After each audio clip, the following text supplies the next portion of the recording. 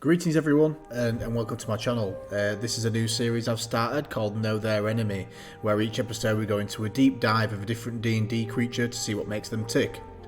This series will act as a guide for DMs to play their monsters more intelligently so they can make the most out of each combat encounter with their players.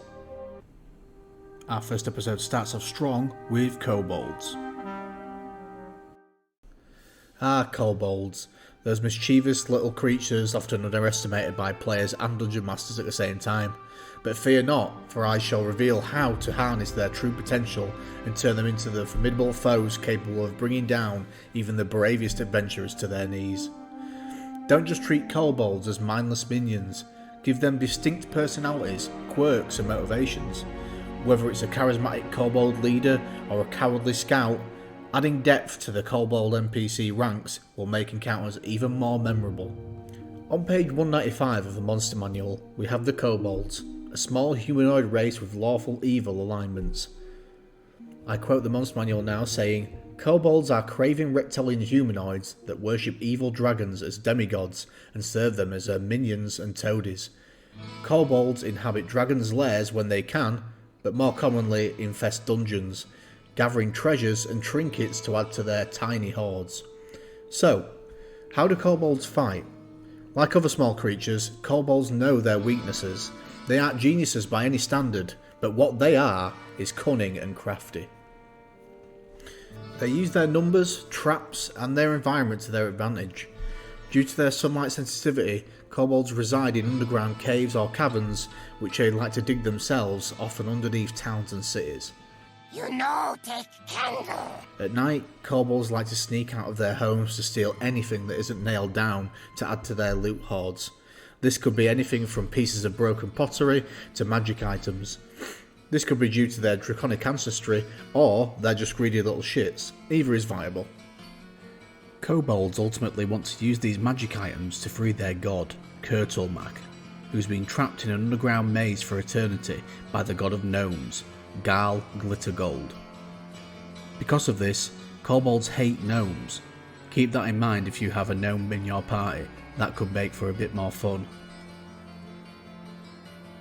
When not living and keeping to themselves, you often find kobolds working for any dragon that resides nearby, being the dragon's minions, serving them hand and foot and attacking anyone who would threaten their new master.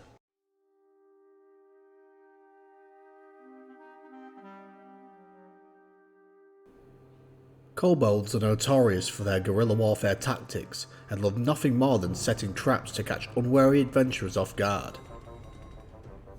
Utilise their natural cunning to lay intricate traps and orchestrate surprise attacks. As we covered before, because of their nature, kobolds will hardly ever take the fight to anyone, so your players will more than likely be delving into the kobold tunnels themselves, searching for treasure, or to kill the dragon that they have been serving that's been terrorising the local area. Here is where kobolds shine. On their home turf, because of their size, they'll take advantage of tripwires too high to be triggered by their kin, and weight-based traps that their small frames will be too light to set off. Before we look at some examples of the traps kobolds could use, what makes a good trap in D&D? A bad trap is a gotcha, just a die roll or two to avoid some terrible consequence. And there's no way to do anything about it if you roll a bad perception check. Every trap in the Dungeon Master's Guide is unfortunately set up like this.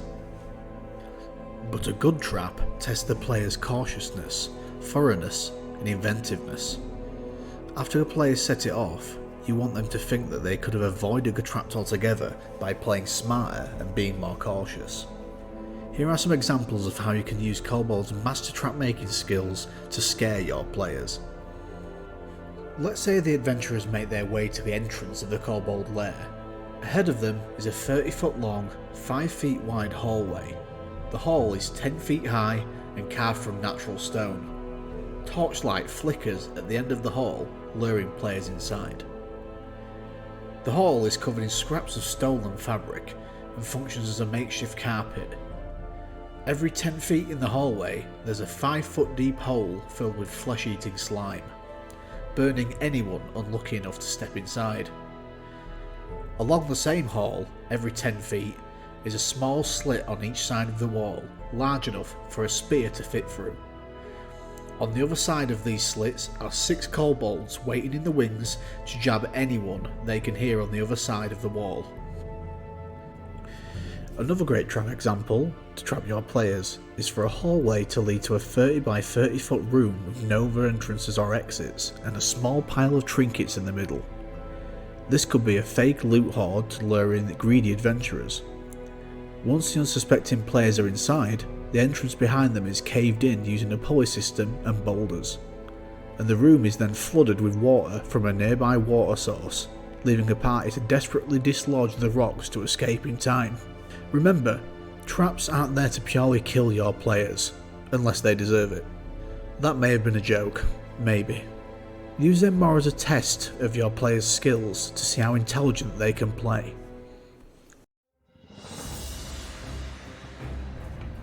Kobolds are not always solitary creatures. They might form alliances with other denizens of the dungeon, such as goblins or giant spiders for example. Use these alliances to bolster their ranks and catch your players off balance. This is a quick and simple way you can scale encounters to higher level parties or a larger party of lower level players in your game. Think about what each type of creature would get out of the alliance.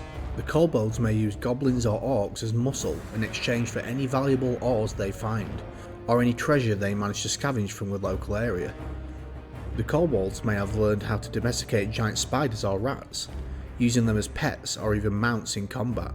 Little details like this can keep even veteran players on the edge of their seats, and help to keep encounters fresh and exciting.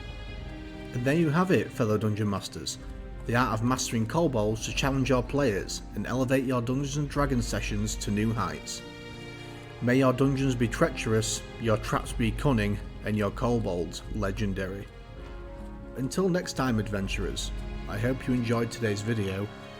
Leave a like if you found any of this information useful and consider subscribing. I'll see you in the next video.